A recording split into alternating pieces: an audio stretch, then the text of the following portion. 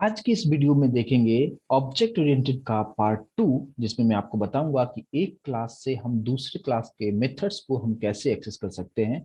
जैसा कि अगर आपने फर्स्ट वीडियो आपने देखा होगा ऑब्जेक्ट ओरिएंटेड प्रोग्रामिंग कंसेप्ट्स का, तो जहां पे मैंने सिर्फ क्लास के बारे में इंफॉर्मेशन दिया था, बट आज के सेशन में हम देखेंगे कि क्लास के अंदर में अलग अलग मेथड्स हम कैसे बना सकते हैं, अलग अलग क्लासेस किस तरीके से बनाएंगे, एक क्लास से दूसरे क्लास को हम किस तरीके से एक्सेस करेंगे, काफी डिटेल में और प्रैक्टिकली हम लोग देखेंगे। राइट।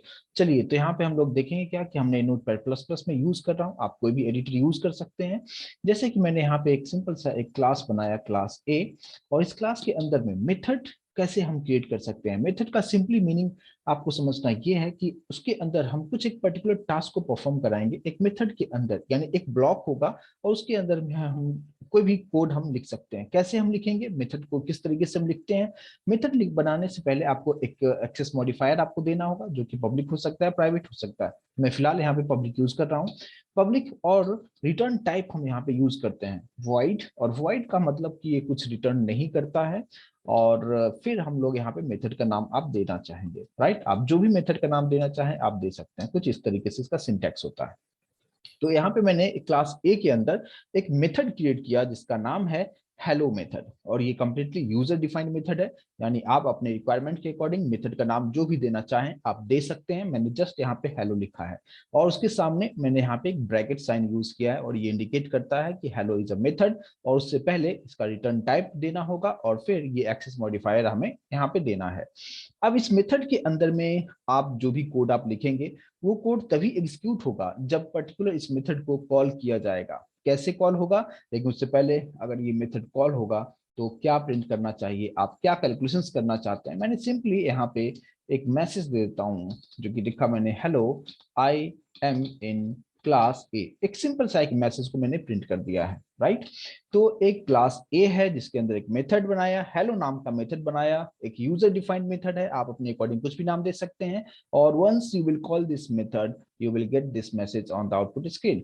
बट आप जानते हैं कि इसमें आप मेन मेथड नहीं आपने बनाए हो तो इसको रन करना मुश्किल है। आप कंपाइल तो कर सकते हैं, बट जब आप रन करेंगे उस वक्त आपको वहां पे आपको मेन मेथड का रिक्वायरमेंट बोलेगा कंपाइलर। तो कैसे इसको किया जाएगा, तो हमने क्या किया, यहाँ पे एक दूसरा क्लास क्रिएट कर दिया। ठीक है, मैंने दूसरा क्लास क्रिएट कर दिया, क्लास का नाम सपोज मैंने दे दिया मेन, आप कुछ भी दे सकते हैं। ठीक है, और इसके अंदर हमने मेन मेथड बना दिया जो कि है पब्लिक स्टैटिक वॉइड मेन। ये हमने मेथड बनाया और मेन मेथड हो गया हमारे पास। और इस मेन मेथड से मुझे कॉल करना है, किसे कॉल करना है, क्लास ए के हेलो मेथड को कॉल करना है। तो आपको सबसे पहले क्या करना होगा, ऑब्जेक्ट क्रिएट करना होगा। ऑब्जेक्ट कैसे बनाते हैं, सिंटैक्स क्या है, बहुत इजी तरीके से आप समझिए इसको।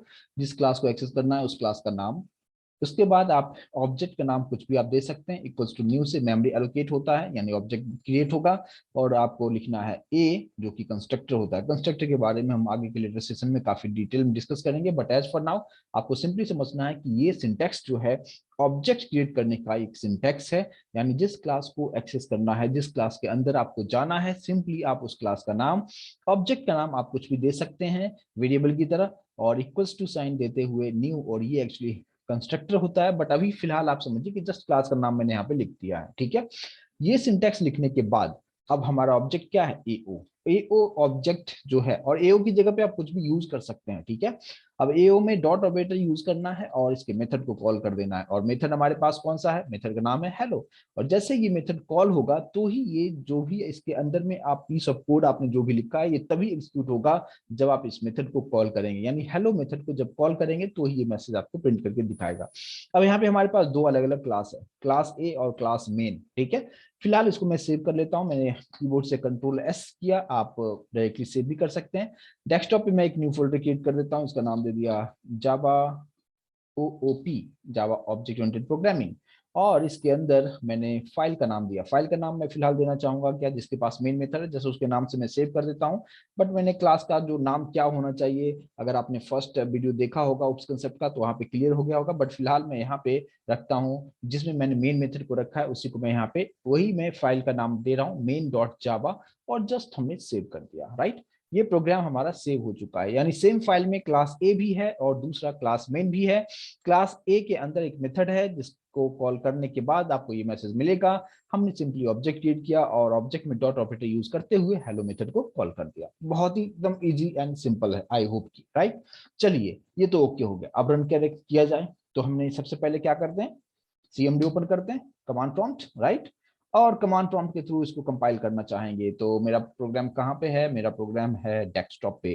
तो हम जाएंगे सीडी डेस्कटॉप पे जाएंगे, और सीडी डेस्कटॉप पे कहाँ पे है, अभी जस्ट मैंने अभी आपके सामने एक फोल्डर क्रिएट किया था, ओओपी, जावा ओओपी। हम आ चुके हैं डेस्कटॉप पे। अब इसको कंपाइल करके देखें। जावा सी फाइल का नाम क्या है, मेन डॉट जावा, क्योंकि मैंने उसी के अंदर मेन मेथड भी रखा हुआ है तो उसी को मैं कंपाइल करता हूँ। और जैसे मैंने एंटर किया तो इंटरनली क्या होगा, बाइट कोड वगैरह बन जाता है। आपको अच्छी तरीके से पता होना चाहिए अगर आपने फर्स्ट वीडियो इसका देखा है तो। अगर आपने नहीं देखा है तो मैं रेकमेंड करूंगा पहले फर्स्ट वीडियो जो है उस कंसेप्ट का उसको आप देखें, तब तो ये ज्यादा समझ में आएगा। ठीक है, चलिए कंपाइल हो चुका है। अब रन करते हैं जावा और मेन। जैसे मैं एंटर करता हूं आप देख सकते हैं hello I am in class ए, लेकिन आप देखेंगे मैं कंपाइल किसको कर रहा हूँ, मेन को। रन किसको कर रहा हूँ, मेन को। आउटपुट किसका आ रहा है, क्लास ए का। तो मैंने आपको क्या बताया कि क्लास ए के अंदर जो भी मेथड है उसको हम दूसरे क्लास से हम बहुत ही आसानी से with the help of object हम कॉल कर सकते हैं। तो ये मैंने एक छोटा सा कंसेप्ट आपको बताया कि किस तरीके से एक क्लास से दूसरे क्लास के मेंबर को एक्सेस किया जा सकता है। अब क्वेश्चन ये आता है कि हम एक ही क्लास के अंदर में मल्टीपल मेथड्स बना सकते हैं क्या, डेफिनेटली बना सकते हैं, कोई प्रॉब्लम नहीं, आपको जितना चाहे उतना बना सकते हो आप। तो जैसे अभी हमारे पास क्लास ए के अंदर में एक मेथड है हेलो, ठीक है। तो मैंने इसी को कॉपी करके मैं 3 मेथड बना दिया, आप जितना चाहें बना सकते हैं। नाम मैंने हेलो 1, हेलो 2, हेलो 3 कर दिया, आप जो भी नाम देना चाहें दे सकते हैं। चलिए मैसेज क्या दें, मैंने यहाँ पे लिख दिया क्या, हेलो 1, हेलो 2, हेलो 3। और ये चीजें मैं यहाँ से निकाल देता हूँ, ठीक है। कुछ इस तरीके से एकदम सिंपल मैं रखता हूँ ताकि आप कंसेप्ट को समझने पे फोकस करें। कैलकुलेशंस वगैरह मैं नहीं कर रहा हूँ यहाँ पे। तो क्लास ए के अंदर हमारे पास 3 मेथड हमने क्रिएट कर दिया, हेलो 1, हेलो 2 एंड हेलो 3। और मैसेज मैंने उसी अकॉर्डिंगली मैंने प्रिंट कर दिया, hello 1, hello 2 and hello 3, right. अब एक ही क्लास के अंदर में 3 मेथड हमने बना लिया। कॉल कैसे किया जाएगा, अब देखिए, अब आपको ये नहीं समझना है, इस तरीके से नहीं समझना है कि अगर आपने एक क्लास के अंदर में मल्टीपल मेथड्स बनाया तो सभी के लिए आपको अलग अलग ऑब्जेक्ट बनाना है, बिल्कुल नहीं। आप अगर एक क्लास के अंदर, अगर एक सपोज अभी हमारे पास जो क्लास है ए, इस क्लास के लिए अगर आप ऑब्जेक्ट बना लेते हैं तो एक ही ऑब्जेक्ट से आप हेलो 1, हेलो 2 और हेलो 3 तीनों को कॉल कर सकते हैं। अभी हमने यहाँ पे आप देखेंगे ऑब्जेक्ट में बना चुका हूं। अब यहाँ पे ऑब्जेक्ट है एओ और मेथड का नाम हमने रखा है हेलो 1। इसी को जस्ट मैं थोड़ा सा टाइम बचाते हुए कुछ इस तरीके से मैंने कर दिया। आप देखेंगे हेलो 1, हेलो 2 और हेलो 3 ये तीनों को मैंने कॉल कर दिया है किसके हेल्प से, एओ जो ऑब्जेक्ट था। और ऑब्जेक्ट का नाम आप कुछ भी रख सकते हैं, राइट। और अभी आप यहाँ पे इसको अगर कंपाइल करना चाहें तो आप बिल्कुल यहाँ पे आप जैसा सोच रहे होंगे कुछ उसी तरीके से आउटपुट आएगा। अगर मैंने सब कुछ सही किया है तो आप देख पाएंगे हेलो 1, हेलो 2, हेलो 3।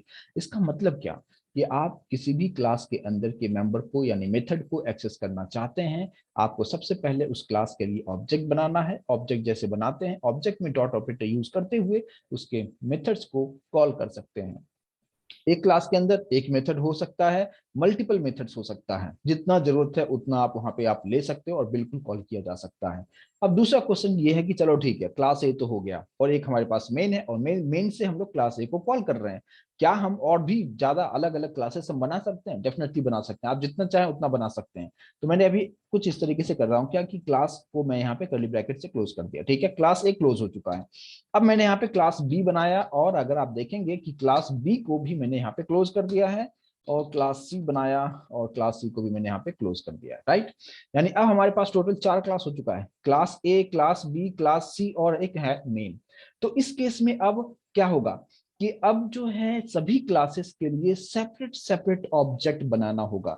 मींस अगर आप हेलो 1 को कॉल करना चाहते हो आपको ए के लिए ऑब्जेक्ट बनाना पड़ेगा, हेलो 2 को कॉल करना चाहते हो आप बी के लिए ऑब्जेक्ट बनाना पड़ेगा, हेलो 3 को कॉल करना चाहते हो आप सी के लिए ऑब्जेक्ट बनाना पड़ेगा, यानी इंडिविजुअल ऑब्जेक्ट बनाना पड़ेगा। ऐसा बिल्कुल नहीं होगा कि हमने सी का ऑब्जेक्ट बनाया, सी के ऑब्जेक्ट से हम चाहें तो बी को कॉल कर लें या ए को कॉल कर लें, ऐसा हम नहीं कर सकते हैं। ऐसा हम डायरेक्टली इस अभी जो मैं बता रहा हूँ इस कंसेप्ट में नहीं कर सकते, बट आगे के सेशन में आपको जब बताऊंगा इनहेरिटेंस का कंसेप्ट, वहां पे ऐसा पॉसिबल है कि चाइल्ड के लिए ऑब्जेक्ट हम बनाएंगे, वहां पे पेरेंट और चाइल्ड का कंसेप्ट होता है काफी डिटेल में, उसके बारे में हम लेटर सेशन में डिस्कस करेंगे। बट अभी क्लास ए बी और सी में आपस में कोई लिंक नहीं है, तो सिंपली आपको सभी क्लास के लिए सेपरेट ऑब्जेक्ट क्रिएट करना है। ए के लिए मैं ऑलरेडी बना चुका हूं, मैंने यहाँ पे बी के लिए ऑब्जेक्ट बनाया और बहुत इजी है ऑब्जेक्ट बनाना, राइट। आप बहुत आसानी से ऑब्जेक्ट बनाने का सिंटैक्स समझ में आ गया होगा। और सभी के रिस्पेक्टिव ऑब्जेक्ट से ही उसके मेथड को कॉल किया जाना चाहिए। ए ओ से हेलो वन को कॉल कर दिया, बी ओ से मैंने हेलो टू को कॉल कर दिया, और सी ओ से हेलो थ्री को कॉल कर दिया। आउटपुट में कोई डिफरेंस नहीं आएगा माय डियर फ्रेंड्स, क्योंकि आपको आउटपुट उसी तरीके से, क्योंकि आप हेलो थ्री को कॉल करोगे तो आपको वही मैसेज आएगा। आप यहाँ पे अलग अलग क्लास में रख दिया, उसे कोई मैटर नहीं करता, ठीक है। चलिए अब इसको हम कंपाइल करते हैं, और कंपाइल करने के बाद देखेंगे सब कुछ सही है, और फिर रन करके देखें।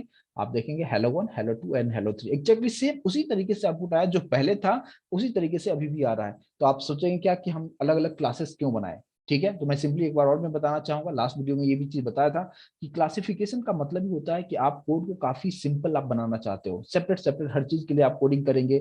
आपको नेक्स्ट टाइम जब भी अगर फ्यूचर में अगर आपको उसमें उसी कोड में अगर आपको कुछ अपडेट करना होगा, तो वहां पे बहुत ईजी तरीके से उसको किया जा सकता है, आसानी से मैनेज किया जा सकता है। अगर आप एक ही क्लास के अंदर में हर चीज आप लिखोगे तो काफी कम्प्लेक्स हो जाएगा कोड, तो जितना आप अलग अलग क्लासेस बना के काम करेंगे उतना ज्यादा बेहतर होगा, और इस पॉइंट ऑफ व्यू से अलग अलग क्लासेस बनाए जाते हैं, ठीक है। चलिए तो अभी हमारे पास 3 क्लास हो गया, और हमने मेन से सभी को ऑब्जेक्ट बनाया और कॉल कर दिया, ठीक है। चलिए हम ऐसा भी कर सकते हैं क्या कि जैसे मान लीजिए कि अभी हमने यहाँ पे हेलो वन जो मेथड है, ठीक है, उसके अंदर मैं कुछ प्रिंट कर रहा हूँ, ठीक है, हेलो वन, ठीक है। हेलो जो टू है, जो दूसरा मेथड है, जो क्लास बी का मेंबर है, इस मेंबर के अंदर जो है, यानी क्लास बी के अंदर मैं क्या कर रहा हूँ कि कुछ प्रिंट नहीं कर रहा हूँ, और इस क्लास बी के अंदर मैं ए का ऑब्जेक्ट बना रहा हूँ, बहुत बारीकी से समझिएगा, ठीक है। मतलब क्या, क्लास बी से मैं ए को एक्सेस करना चाह रहा हूँ, पहले क्या हो रहा था, सब मेन से एक्सेस हो रहा था, तो मैंने क्या किया कि क्लास बी से मुझको किसको एक्सेस करना है, क्लास ए के मेंबर को एक्सेस करना है। तो इसी क्लास बी के अंदर जो मेरा जो मेथड है, हेलो टू मेथड है, इसी मेथड के अंदर आके मैंने कुछ ऐसे किया, ऑब्जेक्ट बना दिया, ए के लिए ऑब्जेक्ट बना दिया, ठीक है। यानी ए का ऑब्जेक्ट बन चुका है, और इस एओ के ऑब्जेक्ट की हेल्प से मैंने हेलो वन को कॉल कर दिया है, ठीक है। और अभी सिंपल से सी नहीं रखता हूं, कुछ इस तरीके से रखता हूं, सिर्फ हमारे पास ए है और बी है। ए क्लास के अंदर की मेथड है जो हेलो वन प्रिंट कर रहा है, और क्लास बी के अंदर एक और मेथड है, बट उस मेथड के अंदर हमने क्लास ए का ऑब्जेक्ट बनाया, और एओ के हेल्प से मैंने इस हेलो वन को मैं कॉल कर रहा हूँ, ठीक है।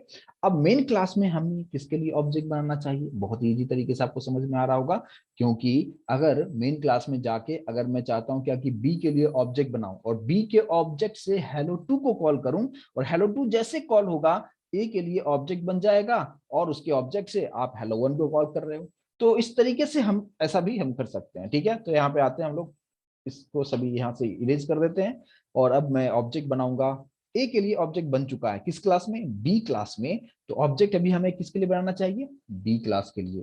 तो मैं यहाँ पे सिर्फ बना रहा हूँ ऑब्जेक्ट किसके लिए, बी क्लास के लिए ऑब्जेक्ट मैं क्रिएट किया, और बी के ऑब्जेक्ट के हेल्प से मैंने हेलो टू को कॉल कर दिया, क्योंकि हेलो वन को तो कॉल कर नहीं सकते हैं, राइट। तो हमने किसको कॉल कर दिया, हेलो टू को कॉल किया। हेलो टू जैसे कॉल होगा, इसके अंदर में आपने जो कुछ भी आपने लिखा है उसको वो बहुत आसानी से एग्जीक्यूट कर देगा, और फिर जैसे ही एग्जीक्यूट होगा हेलो वन कॉल होगा, और आपको आउटपुट मिल जाएगा ए का। मतलब मेन से मैं जा रहा हूं बी क्लास में, बी क्लास से इंटरनली वो कनेक्टेड है ए क्लास से, और ए क्लास के अंदर में जो मेथड है उसको मैं कॉल कर रहा हूं, इसको मैं सेव करता हूं। और अब हम इसको कंपाइल करके देखें कि मैंने जो भी किया है सही है क्या, बिल्कुल सही है। और जब आप रन करके देखेंगे, हेलो वन आपको मैसेज प्रिंट करके दिखा रहा है। मतलब आप ऑब्जेक्ट जहां भी जरूरत है आप बनाइए, और एक दूसरे को आप एक्सेस आप कर सकते हैं, एक क्लास से दूसरे क्लास को आप आसानी से एक्सेस आप कर सकते हैं, ठीक है। आई होप कि ये चीज अभी आपको अच्छी तरीके से समझ में आ गया होगा। अब कैलकुलेशंस हम कुछ भी कर सकते हैं, अभी तो आपको ये चीज क्लियर हो गया होगा कि आप एक क्लास के अंदर आप एक मेथड रखो या 10 मेथड रखो, या आप पे डिपेंड करता है। दूसरी बात कि आप जितना क्लासेस चाहो उतना अलग अलग क्लासेस भी आप ले सकते हो, उसमें भी आपको कोई रिस्ट्रिक्शन नहीं है, जितना क्लासेस चाहे आप ले सकते हैं। एक क्लास से दूसरे क्लास को किस तरीके से एक्सेस करना है, कैसे ऑब्जेक्ट बनाना है, ये आपको अच्छी तरीके से समझ में आ गया होगा, राइट। तो इसको एक बार आप अच्छी तरीके से इसको आप प्रैक्टिस जरूर आप कीजिए, ताकि कंसेप्ट और बेहतर तरीके से आपको इसमें समझ में आएगा। नेक्स्ट सेशन में हम लोग मिलते हैं, जहां पे इसी प्रोग्राम में और भी मैं कंटिन्यू करूंगा और इसमें बहुत सारे मैथमेटिकल कैलकुलेशंस को कैसे परफॉर्म करेंगे उसके बारे में हम लोग डिस्कस करेंगे नेक्स्ट सेशन में। Right, see you guys.